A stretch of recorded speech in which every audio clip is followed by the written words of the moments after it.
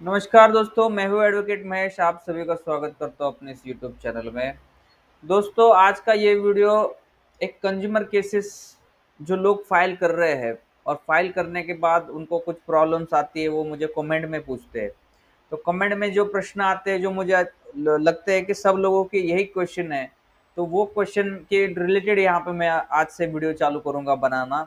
तो दोस्तों, आप अगर कोई ऐसे आपको टॉपिक टॉपिक के ऊपर कंज्यूमर केस हो या चाहे वो कोई मैंने दूसरे भी वीडियो बनाता हूँ आर्बिट्रेशन लोन के रिलेटेड, तो आपके टॉपिक्स जो है मुझे आप यहाँ पे बताना कि उस टॉपिक के ऊपर आपको वीडियो चाहिए, वो वीडियो मैं आपको बना के दूंगा।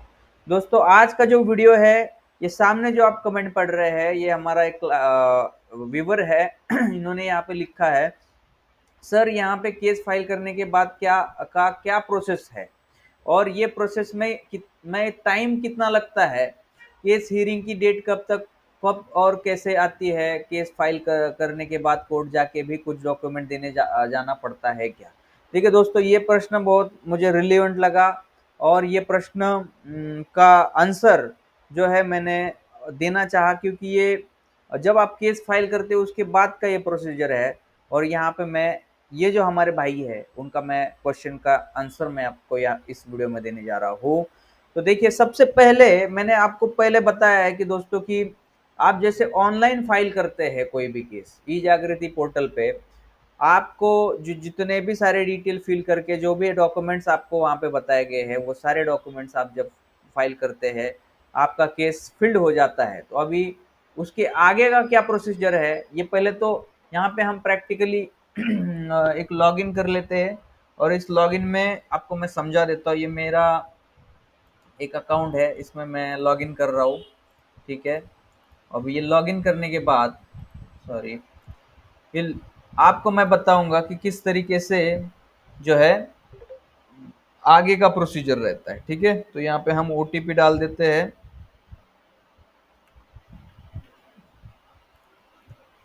हमने ओटीपी डाल दिया।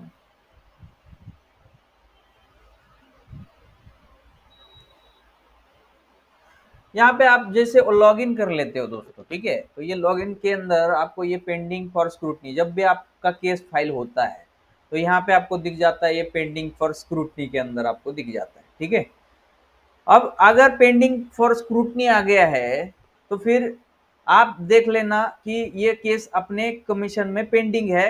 किसके लिए पेंडिंग है? स्क्रूटनी के लिए पेंडिंग है। स्क्रूटनी मतलब क्या? जो उसमें कोई करेक्शन है, कोई प्रॉब्लम आपके फाइलिंग में कुछ भी मान लो, कागजात आपने कम लगाया है, कुछ नंबरिंग नहीं किया है, आपके कम हर एक पेज पे नंबरिंग होना चाहिए, आपके नोटराइज एफिडेविट नहीं है। ठीक है, एफिडेविट कैसे नोटराइज होता है, मैंने पहले इससे पहले के वीडियो में मैंने बताया है। आपने डॉक्यूमेंट की जो सीक्वेंस बताई है, वो सीक्वेंस आपने पूरे नहीं बनाए हैं, है ना। आपके जो एनेक्चर है उसको प्रॉपर उसको लगाया नहीं है, तो मान लो वो क्या करते हैं, यहाँ पे स्क्रूटनी करते हैं और स्क्रूटनी करने के बाद रिवर्टेड कर देते हैं। अब रिवर्टेड मतलब क्या? मान लो आपके फाइलिंग में कोई दिक्कत है, कुछ आपको और कमीशन को लगता है कि इससे रिलेटेड और कुछ आपको उसमें आप फाइल करना है, या फिर कोई चीज़ आपने ठीक से फाइल नहीं की है, तो वो क्या करते हैं, वो रिवर्टेड में डाल देते हैं।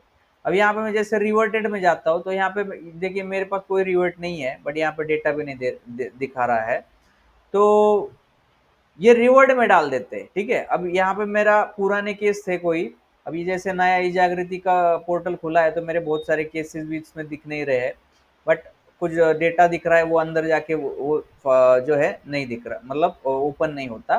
तो चलिए कोई नहीं बात, ये तो मेरे जब ई दाखिल था ना, ई दाखिल के टाइम मैंने वो किए थे, तो यहाँ पे 2 रिवर्ट आ गए थे। वो मैंने फाइल करना नहीं नहीं किया था, क्योंकि वो केस आगे नहीं करना था। ठीक है, तो अभी जो मैंने केस फाइल किया वो पेंडिंग फॉर स्क्रूटनी में दिख रहा है। ठीक है, पेंडिंग में दिख रहा है। तो ये जब केस आपका यहाँ पे आप फाइल कर देते हो, पेंडिंग फॉर स्क्रूटनी में आ जाता है आपका केस, तो आपको आगे की क्या प्रोसीजर करना है। जैसे ये भाई ने हमें क्वेश्चन में पूछा था, कमेंट में पूछा था कि आगे कितना टाइम लगेगा कि ये अप्रूवल में जाने के लिए। अप्रूवल में मतलब जैसे वो pending pending for the date of hearing allocation, मतलब यहाँ पे आने के लिए कितना दिन लगेगा। तो दोस्तों, आपको जैसे आप केस फाइल करते हो ना, तो आपको क्या करना है, जैसे ऑनलाइन आपको आपने केस फाइल कर दिया, आपको क्या करना है, जो डॉक्यूमेंट्स आपने अपलोड किए हैं, अब डॉक्यूमेंट कौन से अपलोड करने हैं, मैंने भी लास्ट लास्ट टाइम मैंने आपको बताया था, जब ये सारी लिस्ट मैंने आपको बताई थी, और मैंने ये लिस्ट भी आपको बोला कि मेरे पास अगर आप व्हाट्सअप करोगे तो ये सारे फॉर्मेट्स, सैंपल फॉर्मेट्स मैं आपको दे दूंगा, ताकि आपको फॉर्मेट्स इधर उधर कहीं ढूंढने की जरूरत नहीं पड़ेगी, ठीक है। और बहुत सारे लोगों के पास ये फॉर्मेट्स होते भी नहीं है, तो दोस्तों आप चिंता ना करिए, अगर ये फॉर्मेट चाहिए तो आप मुझे व्हाट्सएप पे मेरे नंबर पे हाई करके लिख देना, मेरा नंबर है 9552008200।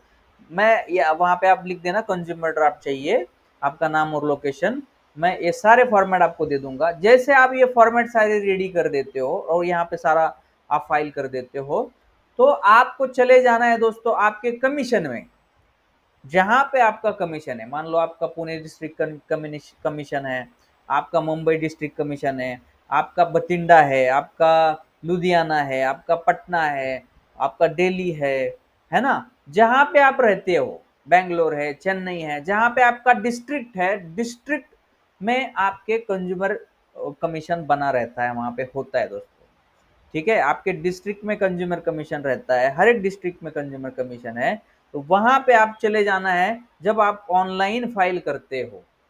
और जैसे ऑनलाइन फाइल करते हो तो वहां पे आप सारे हार्ड कॉपीज लेके पूरा फाइल लेके जाएंगे, और वहां पे जो डिस्ट्रिक्ट कमीशन में जो क्लर्क बैठा रहता है उनको आप ये दिखाओगे, और उनको ये बोलोगे कि सर मैंने ऑनलाइन फाइल कर दिया है, ऑनलाइन मेरा ये रेफरेंस नंबर भी आ गया है, बट मेरा अभी तक जो है केस नंबर नहीं आया, आप इस फाइल को देख के मेरा जो भी इसमें कोई कमीशन है, करेक्शन सॉरी करेक्शन है, तो आप मुझे बता दीजिए, नहीं तो मुझे ये केस, मेरा जो ये केस फाइल किया है, ये आप क्या करिए, अप्रूवल दे दीजिए, और इसके ऊपर मुझे जो है केस नंबर दे दीजिए। तो वो जैसे वो वेरीफाई करेगा क्लर्क, और बताएगा कि इसमें कुछ कमियां है क्या, और नहीं कमियां है तो वो बोलेगा ठीक है, ये केस नंबर आपको अप्रूवल करके आपको हम जो है केस नंबर दे देते हैं।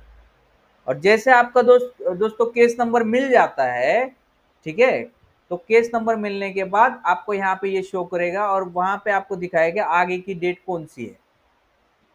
अब कुछ स्टेटों में, कुछ जिलों में दोस्तों ये पोर्टल अभी भी क्या है, वर्किंग नहीं कर रहा है, वो लोग बोलते हैं कि यहाँ पे आके आप ऑफलाइन फाइल करिए। मेरे पास ऐसे भी कुछ केसेस आए, जैसे वेस्ट बंगाल में हमारे कोई क्लाइंट थे, उन्होंने उनको मैंने सारे फॉर्मेट ऑनलाइन वगैरह अपलोड करके दे दिए थे, बट फिर भी उन्होंने, उनको क्या है, कमीशन वालों ने बोला कि ये पोर्टल पे हम हमारे यहाँ पे अभी तक एक्टिवेट नहीं हुआ है, चल नहीं रहा है, तो आप ये जो भी मैटर आपने बनाया है सारा हार्ड कॉपीज हमारे पास सबमिट करिए, हम आपको ऑफलाइन जो है केस नंबर देंगे। अब देखो दोस्तों, यहाँ पे बहुत सारे कमीशनों में तो ये ऑनलाइन पोर्टल ही चालू है, बट कुछ जगह पे हो सकता है कि आपका जो है अभी भी ऑफलाइन जो है वहां पे फाइल करना पड़े। अब लोग क्या करते हैं, आप लोग क्या करते हैं, जैसे पेंडिंग फॉर स्क्रूटनी है, 10 दिन हो गया, 15 दिन हो गया, 20 दिन हो गया, फिर भी आपका पेंडिंग फॉर स्क्रूटनी में ही दिखा रहा है, ठीक है ना, आपका कोई रिवर्ट बैक आ गया है।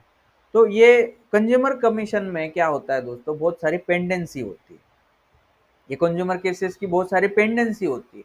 तो पेंडेंसी के कारण क्या है, वो आपका जो केस है वो एक एक महीना जो है आपका वैसे ही उसमें पड़ा रहेगा, वो उसके ऊपर जो है आपका कोई एक्शन नहीं होगा। तो आपको करना क्या है, जैसे आप ऑनलाइन फाइलिंग कर देते हो सारा कुछ, आपको दूसरे या तीसरे दिन में ही जो है कमीशन में चले जाना है, हार्ड कॉपी लेके, पूरा फाइल लेके, और वहां के जो आपके क्लर्क साहब है उनको दिखा देना, वो क्लर्क साहब वहां पे स्क्रूटनी वगैरह सारा जो भी करेक्शन आपको बता देंगे, अगर होगा, नहीं होगा तो फिर वो आगे जो है केस वो उसको अप्रूवल दे देंगे, केस नंबर आपका जनरेट हो जाएगा।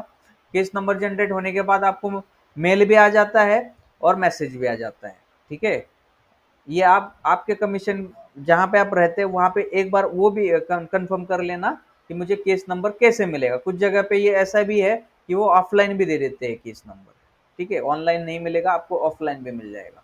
तो ये सारे दोस्तों अपने जहां पे आप रहते हो वहां पे कमीशन के अलग अलग जो है रूल्स वहां के हिसाब से आप देख लेना। मैंने जितने भी आप सब जगह पे मैंने बोला कि ये पोर्टल ही ज्यादातर चलेगा, बट कुछ जगहों पे पोर्टल नहीं चलता, ऑफलाइन चलता है, ठीक है। कुछ जगह पे मैसेज और मेल पे आपको केस नंबर मिलेगा, कुछ जगह पे आपको जो है केस नंबर जो है ऑफलाइन भी मिलेगा, मतलब वहाँ के कमीशन में जाके जो है वो आपको लिखवा के देंगे कि ये आपका केस नंबर है। अब जैसे दोस्तों ने देखो, यहाँ पे ये दोस्त ने मुझे पूछा केस हियरिंग की डेट कब तक कैसे आती है। अब जैसे आपका अप्रूवल हो जाता है, केस अप्रूवल हो जाता है, तो यहाँ पे आपको दिखना चालू हो जाएगा, जैसे ये pending for the date of hearing allocation. तो यहाँ पे आपका जो है नेक्स्ट डेट पता चलेगा, या फिर आपको ये जो नेक्स्ट डेट है दोस्तों, आपको जो क्लर्क साहब है वहां के, तो वो आपको देंगे कि आप का जो हियरिंग का डेट है वो ये डेट है। मान लो आपने आज डेट है 9/5/2025, तो ये आपका 15/5 को हियरिंग हम जो है लगा देंगे, आप 15/5 को यहाँ पे पहुंच जाना। अब बहुत सारे लोग बोलते हैं कि सर ये ऑनलाइन होता है क्या, ये ई जागृति पोर्टल मतलब ये क्या है, ऑनलाइन है क्या? तो ये दोस्तों बहुत सारी जगह पे अभी तक ऑनलाइन नहीं हुआ है, जैसे कि दिल्ली वगैरह साइड में ऑनलाइन है, बट कुछ जगह बोलने से अच्छा बहुत सारे जगहों पे ये ऑनलाइन नहीं है। हमारे पुणे में भी ऑनलाइन नहीं है अभी तक हियरिंग। हमें भी क्या करना पड़ता है, वहाँ पे ऑफलाइन जाके हियरिंग करना पड़ता है। अब बहुत सारे लोग बोलते हैं कि ये पोर्टल पे ही ऑनलाइन हियरिंग होगा वीडियो कॉन्फ्रेंसिंग के थ्रू, तो दोस्तों ऐसा नहीं है। आपके कमीशन में जाके पहले चेक करना कि इसमें ऑनलाइन हियरिंग है या ऑफलाइन हियरिंग है। ऑफलाइन है तो फिर वहां पे जो डेट आपको दिया गया है वो डेट को आपको वहां पे उपस्थित रहना है और आपकी जो भी आर्गुमेंट कर देनी। अब ऐसा भी पूछा गया है कि कुछ क्वेश्चन में कि केस फाइल करने के बाद कोर्ट जाके भी कुछ डॉक्यूमेंट देने पड़ते हैं। देखिए दोस्तों, ये भी मैंने आंसर दे दिया कि केस फाइल होने के बाद भी आपको क्या करना है ऑनलाइन। ये तो बस ये क्या है दोस्तों, प्लेटफॉर्म है, ठीक है, ये तो खाली फाइलिंग का और करेक्शन निकालने का प्लेटफॉर्म दिया है। होता आज भी क्या है, सारा ऑफलाइन ही वहां पे। जैसे अभी करंट डेट में आपको बता रहा हूँ कि आपको हमारे पुणे कमीशन में तो 3 फाइल देनी पड़ती है इसकी। जैसे मैंने ऑनलाइन फाइल सारे डॉक्यूमेंट किए, तो उसके मुझे सारे डॉक्यूमेंट के 3 सेट निकालने होते हैं, उसकी 3 फाइल बनानी होती है, और फिर वो जाके वो क्या करते हैं, हम कमीशन में जो है ऑफलाइन सबमिट कर देते हैं, तो फिर हमें वो केस नंबर जनरेट होता है। ठीक है दोस्तों, तो आपको ऑफलाइन भी ये डॉक्यूमेंट सारे सबमिट करने हैं। और एक चीज कि जैसे आपका ये सारा हो गया, आपका केस नंबर मिल गया, और आपका ये जो मान लो डेट है, तो वो डेट आपको मिल गया, मान लो 15 तारीख को आपको बुलाया गया। तो 15 तारीख को बहुत सारे लोग पूछते हैं कि पहले हियरिंग में क्या होगा, ठीक है, पहले हियरिंग में हमें क्या बोलना है। तो आपको पहले हियरिंग में क्या होता है दोस्तों, जो अपोजिट पार्टी होती है, मान लो आपने अमेजोन के खिलाफ, आपने फ्लिपकार्ट के खिलाफ जो है आपने केस फाइल कर दिया है। अब बहुत सारे केसेस जो है अमेजोन फ्लिपकार्ट ये ई कॉमर्स की वेबसाइट है उसमें ही आते हैं मेरे पास जितने बोर्ड, ठीक है। तो फ्लिपकार्ट का मान लो केस है, आप अपोजिट पार्टी है आपके केस में, तो फ्लिपकार्ट के जो भी आपने एड्रेस दिया है उस एड्रेस को क्या करे, पहला वो जो पहला हियरिंग डेट में वो जज साहब या फिर रजिस्ट्रार साहब क्या बोलेंगे, आपका केस हमें पहले समझाओ। जो पहले हियरिंग में डेट में आप जाते हो ना, तो आपका केस हमें पहले समझाओ कि किस तरीके से केस है, तो आप वहां पे शॉर्टकट में आपका केस उनको समझा देना है। अगर वहां पे रजिस्ट्रार साहब को आपका केस जो है ओके लगेगा, सारा कुछ सही लगेगा, कॉज ऑफ एक्शन है, आपका जुरिडिक्शन उस कोर्ट का बनता है, पिक्यूनरी जुरिडिक्शन बनता है। अब ये जो मैं सारे नाम ले रहा हूँ इसके मैंने ऑलरेडी वीडियो बना के रखे हैं, ये सारी डिटेल्स वो चेक करेंगे, और फिर वो क्या करेंगे आपके केस में, जो सामने वाली पार्टी है मतलब जो फ्लिपकार्ट है उसको क्या करेंगे, वो कोर्ट से समन इशू करने के लिए ऑर्डर कर देंगे। ठीक है। अब जैसे 15 तारीख पहले डेट को आपका क्या हो जाएगा, केस एडमिट हो जाएगा, और एडमिट होने के बाद जो है आपका आप कोर्ट के द्वारा जो है अपोजिट पार्टी जो सामने वाली पार्टी है, मान लो फॉर एग्जांपल फ्लिपकार्ट है, तो फ्लिपकार्ट को क्या चला जाएगा, एक समन चला जाएगा, कोर्ट से नोटिस चला जाएगा कि अगली डेट को आपको क्या है, ये आपके खिलाफ में कंप्लेंट आ गई, अगली डेट को आपको यहाँ पे हाजिर हो जाना है। ठीक है। तो अगली डेट मान लो यहाँ पे मई है, तो अगली डेट आपकी जून में लग गई, 20 तारीख लग गई फॉर एग्जांपल, तो ये 20 तारीख को जो फ्लिपकार्ट की तरफ से कोई भी उनके एडवोकेट है या फिर लीगल रिप्रेजेंटेटिव है उनके, वो प्रस्तुत हो जाएंगे कोर्ट के सामने, और उनका जो भी डिफेंस है वो वहाँ पे लगाएंगे कि हमने इनको जो भी प्रोडक्ट आपने बाय किया है, तो उनका जो भी डिफेंस रहेगा वो अपना अपना डिफेंस वो वहाँ पे लगाएंगे। वहां से आपका केस जो है दोस्तों चालू हो जाएगा। मतलब दोनों पार्टी के आर्गुमेंट वहां से चालू हो जाएगा, फिर एविडेंस होगा, फिर लास्ट में क्या हो जाएगा, जजमेंट हो जाएगा। और फिर आपका केस जो है मान लो आपके फेवर में उसका जजमेंट ऑर्डर आ जाएगी, या फिर आपके अगेंस्ट में जजमेंट आ जाएगा, वो तो आगे की बात है सारी। मैंने इस वीडियो में सारी चीजें जो है दोस्तों इसमें आपको बोल दी कि केस चालू होने से, फाइलिंग करने से, चालू होने से, आप एडमिशन होने के बाद, नोटिस समन होने के बाद, जो अपोजिट पार्टी अपियर होने के बाद, आगे एक शॉर्टकट में मैंने आपको लाइन दे दी। बहुत सारे लोग मुझे यही क्वेश्चन पूछते हैं, या फिर बहुत सारे लोगों को ये आगे की प्रोसीजर, क्योंकि नए होते हैं सारे लोग, उनको पता नहीं रहता है। एडवोकेट साहब को आप अगर आपकी केस दे देते हो, उनको तो सारा पता रहता है, पर जो इन पर्सन करना चाहते हैं, खुद को अपनी केस लड़ना चाहते हैं, तो उन लोगों को ये सारी चीजें मालूम नहीं थी। तो इसीलिए मैंने ये वीडियो बनाना चाहा। दोस्तों अगर आपको और भी कुछ प्रश्न हैं तो आप इस वीडियो के कमेंट में लिखिए। जो कमेंट मुझे लगता है कि ये बहुत ज्यादा लोगों को यही क्वेश्चन है, तो उस कमेंट के ऊपर मैं जो है दोस्तों अपने इस यूट्यूब चैनल में जो है वीडियो बना के आपको दे दूंगा। तो चलिए दोस्तों नेक्स्ट वीडियो में मिलेंगे, तब तक आप सभी को मेरा नमस्कार।